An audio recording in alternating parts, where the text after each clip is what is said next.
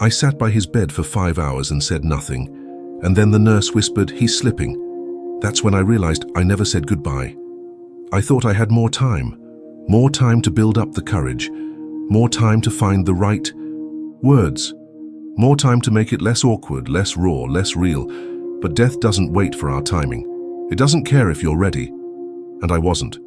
So I sat there, quiet, afraid, angry, and watched him drift farther away, word by unsaid word.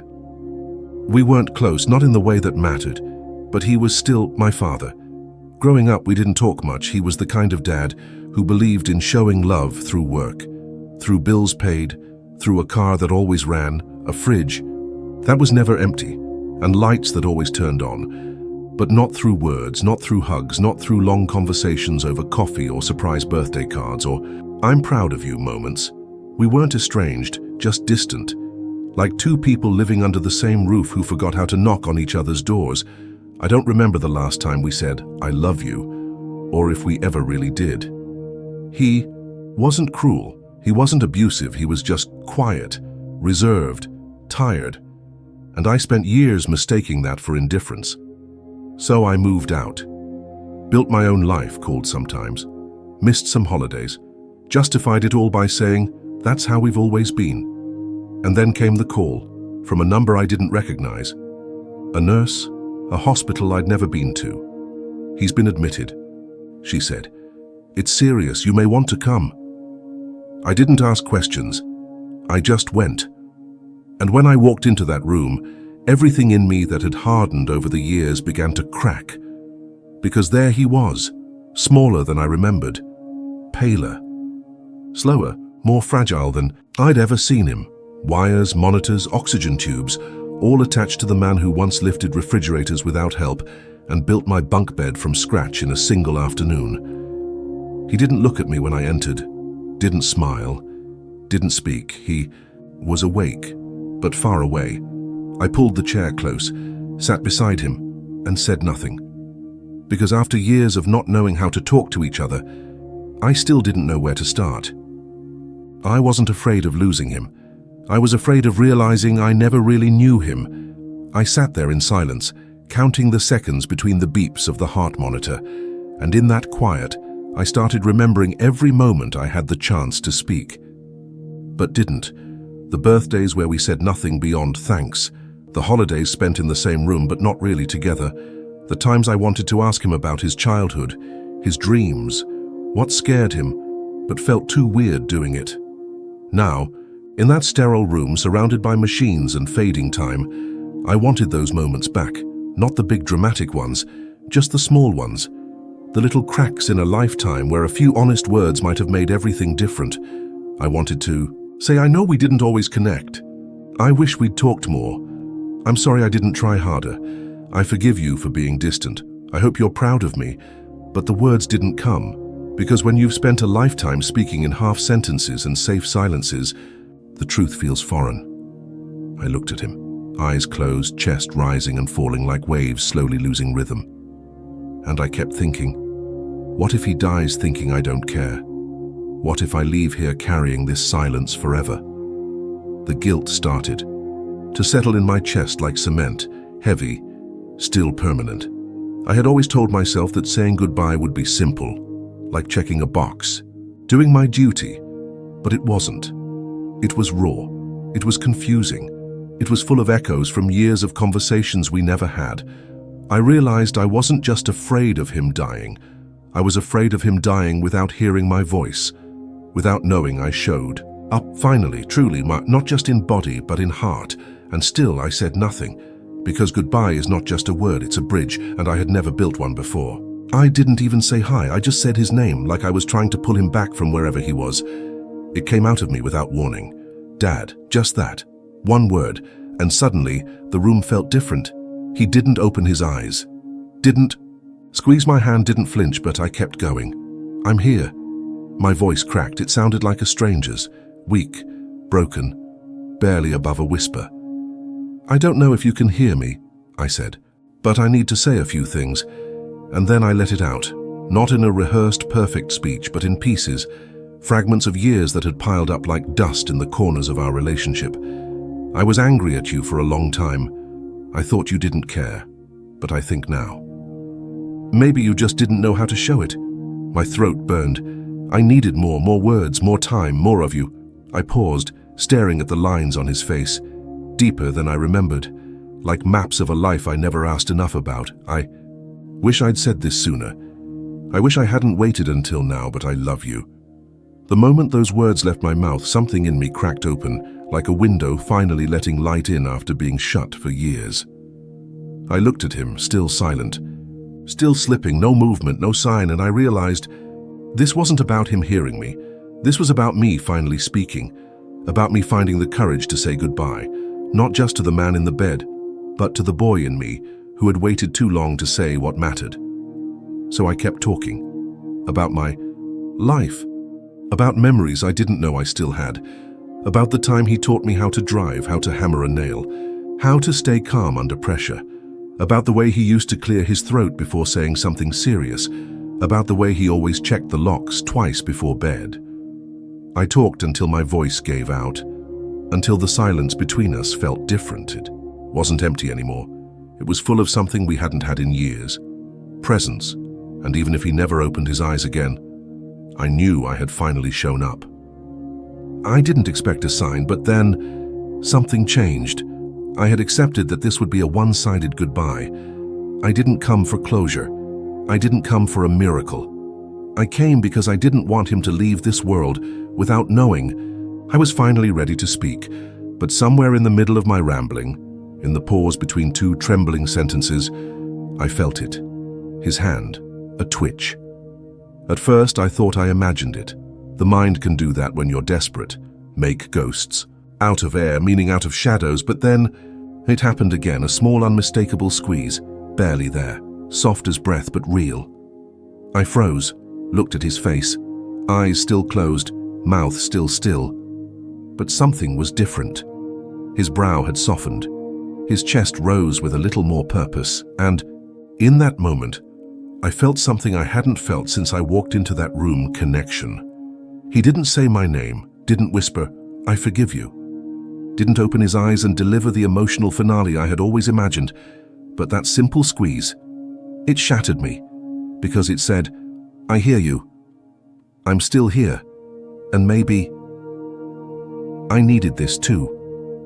I held his hand tighter, pressed my forehead against it, let the tears come. Not the frustrated ones from earlier, not the guilty ones from years past, but the kind that come from knowing, truly knowing, that your presence mattered, that your words landed, that something got through, that even if you took too long, you didn't miss it completely.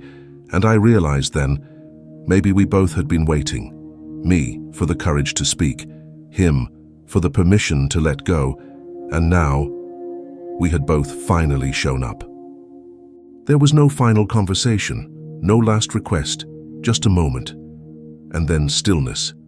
The room didn't change when it happened. The lights didn't flicker. The machines didn't scream. The world didn't shake. It was quiet, almost gentle. 1 minute he was breathing, shallow but steady. The next, he wasn't. There was no gasp, no final exhale like in the movies, just a pause that never unpaused. I sat there, holding his hand, afraid to move, afraid to confirm what I already knew. The nurse came in silently, her eyes kind.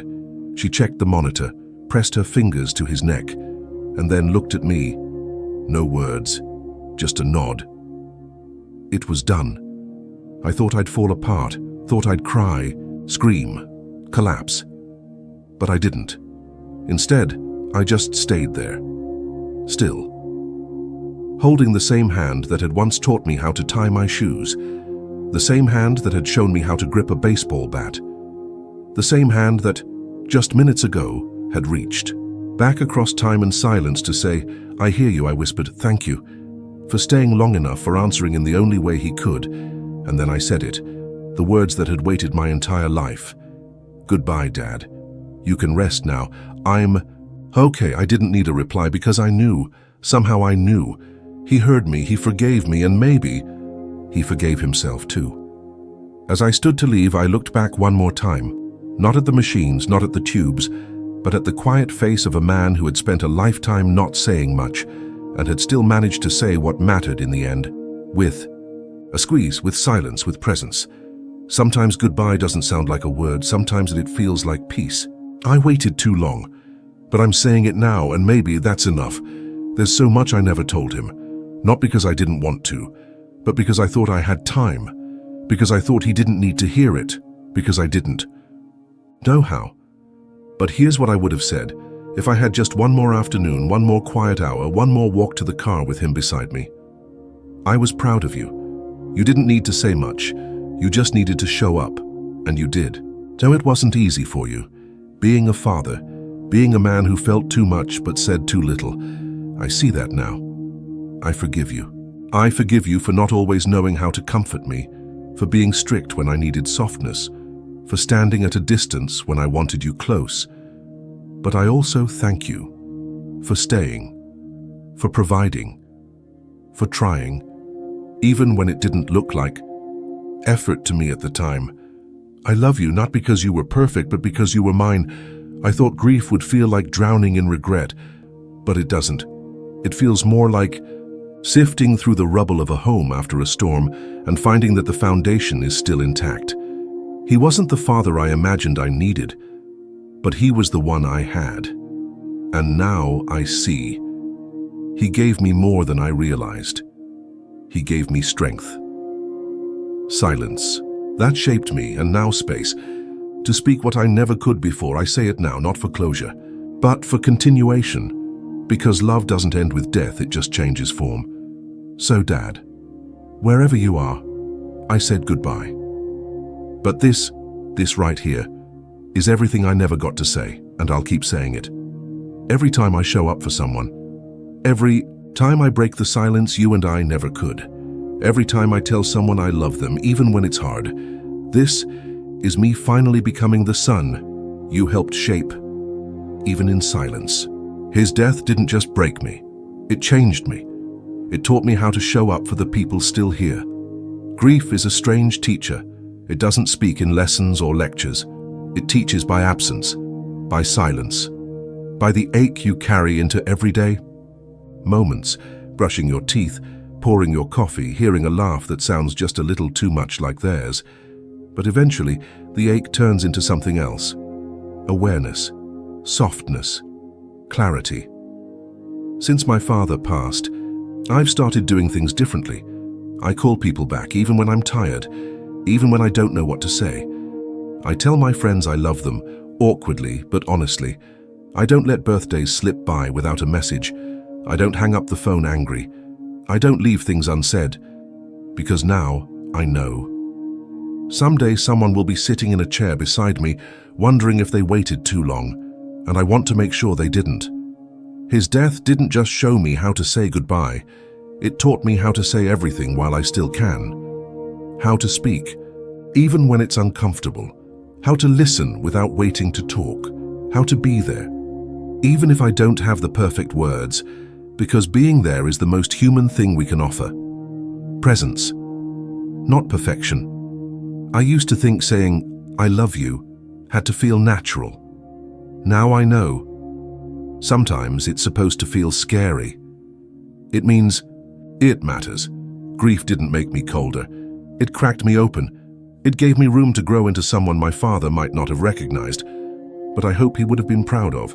I still carry pain, of course I do, but now I use it to soften my edges, to open my heart, to remind myself that love, even when it's late, still matters, because pain doesn't close the book.